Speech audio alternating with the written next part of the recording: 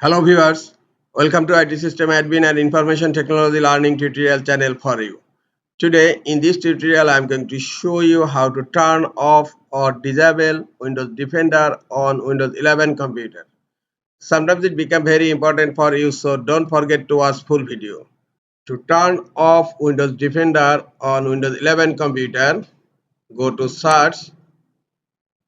In search type Windows Security.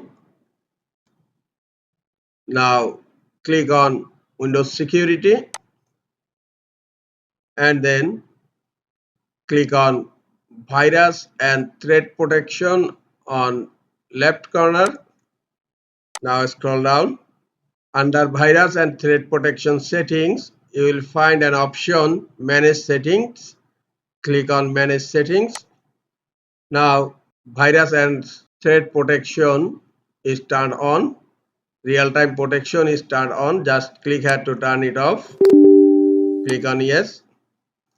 And cloud delivered protection is turned on. Just click here to turn it off and scroll down. Automatic sample submission is turned on. Just click here to turn it off. Temper protection is turned on. Just click here to turn it off. Now close Windows Security. This is the easiest way to turn off Windows Defender in Windows 11 computers.